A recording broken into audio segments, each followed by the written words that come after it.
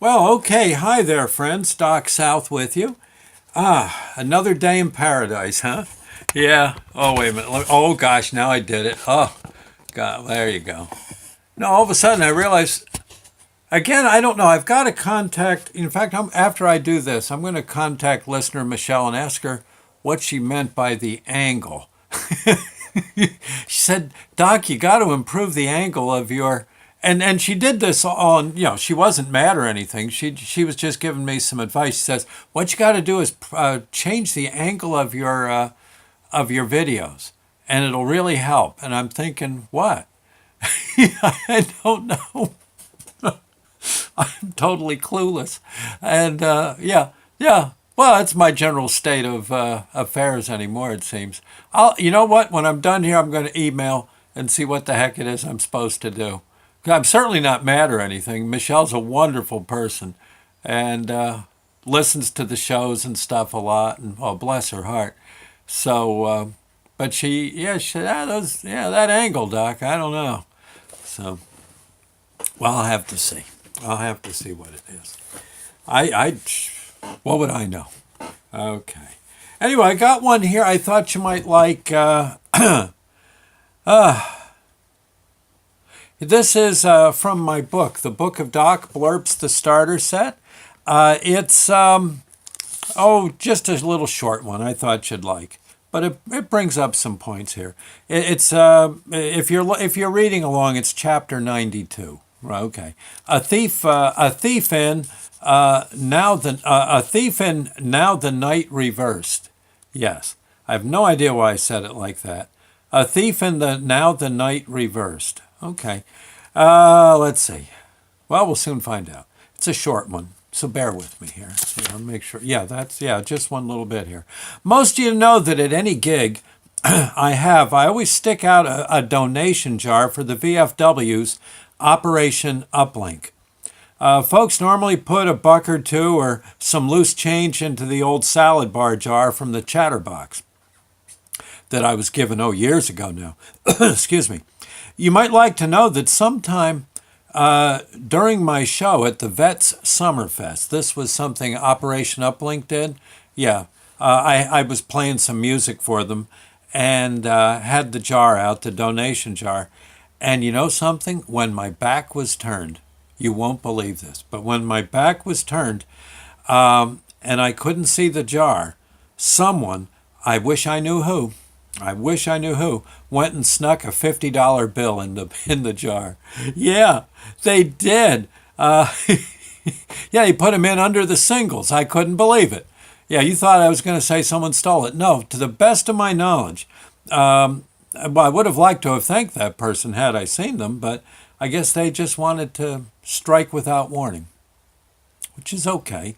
To the best of my knowledge, I don't think anyone's ever taken money out of that jar. I've never seen it happen. No, pretty cool, huh? Yeah. So, in fact, on occasion I'll go through that jar at night and there'll be 100. Yeah, on occasion I have seen this. And of course, it all goes off to Operation Uplink. The VFW runs that. And even though I was in the Navy, I don't really consider myself a veteran to speak of. I spent 4 months in the Navy, and then I got a discharge, or got discharged. I have an honorable, and actually I'm a veteran on paper anyway, by I think 3 days. Yeah, I was in 4 months and something like 3 days, and that was enough to be considered a veteran.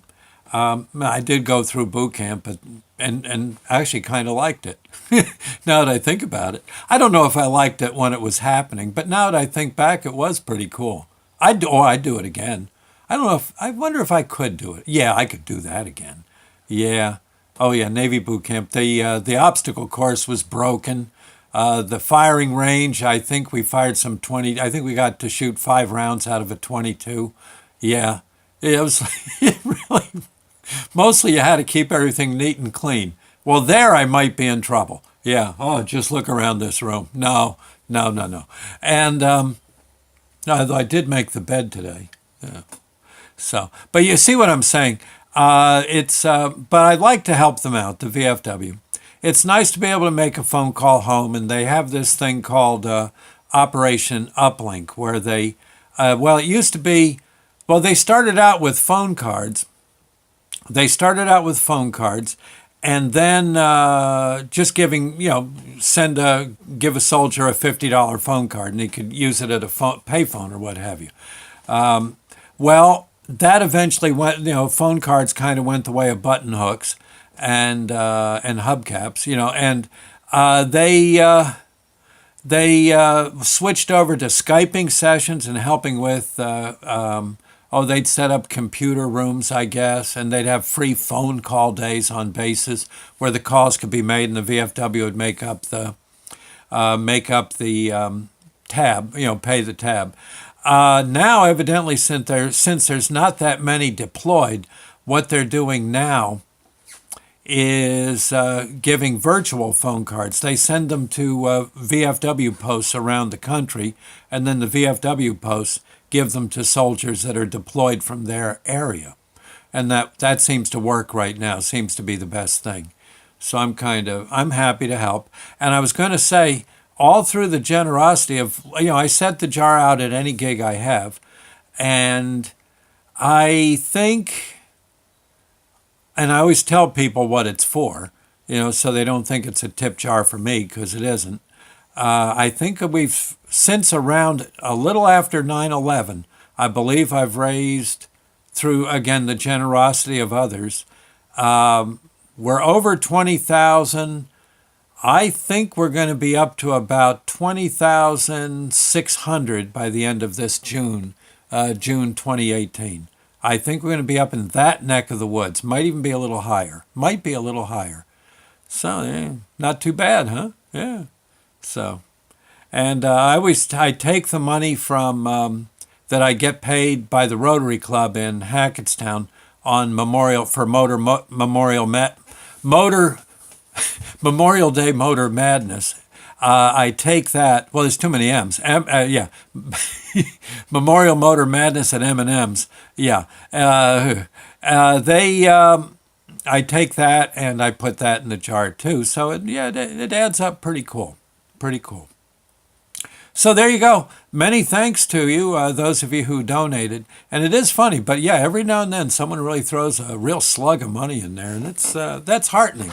It's nice to know that people are out there doing what they can to help. It's really what we're meant to do. So, okay. Well, look, I'll leave you with that. Again, Memorial Motor Madness. I should mention real quick, my station and my writing efforts and my YouTubing efforts, I can use donations too. If you care to help, the station costs me probably about $150 a month, give or take, somewhere in that neck of the woods. That's a fair chunk of change when you work in a supermarket. And let's see. Also, believe it or not, the YouTubing, that costs a lot of data, and so that's about $150 a month to get right down to it. By the time I go through paying for the phone and the data that goes through it, and the station data too, it gets up there, and I hope I don't have to shut things down. I don't know. It's not, you see, I'm not really looking for giant amounts of listeners. I figure you make one person happy, then maybe they get two people happier just by them being happier, right? And then it's sort of like one of these chain reactions. It's like if if this is an awful analogy, but if you beat up one person, well, next thing you know, they're sore. They go out and beat up two people, and next thing you know, everybody's fighting. It's better to go in the other direction and do what you can to make people feel a little better. If I convince one or two people to be happier and treat those around them nicer, do a favor without even looking for a reward and all that, the reward being doing the favor, well, good. And that's honestly what I try to do with the books. I'm trying to keep the old music alive because honestly, I believe it's very, very good music. And the stuff from the 20s, 30s, 40s, I don't want to see that disappear. It shouldn't. It's just too good. And yet, you can't really nowadays. I don't blame people. They're at a party, they want to hear. I can't even think of a good party group at the moment, but you get the idea. I mean, I'm sure there are some good ones, and I suppose I should be the hipper and play more modern stuff, but I just can't. I feel like the old stuff has to remain, even if I play it at nursing homes and it cheers people up. I'm fine as long as I see a smile on the face from these tunes. I want to keep playing them, and there you are. So, if nothing else, too, sometimes playing an older song to a modern day musician gets them thinking, "Hey, that Glenn Miller tune he just played, or Frank Sinatra, boy, that guy could sing. I'm going to look into this." Next, he's doing maybe a take on a Frank Sinatra tune. Yeah. It doesn't hurt to, So basically, that's what I'm up to. If you're interested in helping, if you go to my website, DocSouthShow.com, www.DocSouthShow.com, DocSouthShow.com, you'll see a GoFundMe page. You can donate there. And I can always use donations. If you can't do it, don't feel bad. I'm not saying you should. I mean, if you can, good. That's why I was hoping maybe, I'd set out that video inviting Warren Buffett to lunch. I thought, well, maybe he'd throw a few my way. Although I would like to just have him hang out, come by. Yeah, I think it'd be all right. Him and other people. I mean, I'm happy to have anybody come hang out. Have a hot dog out on the deck or something, and ride around, look at the hills. That's But I don't know. I would think he'd probably get a charge.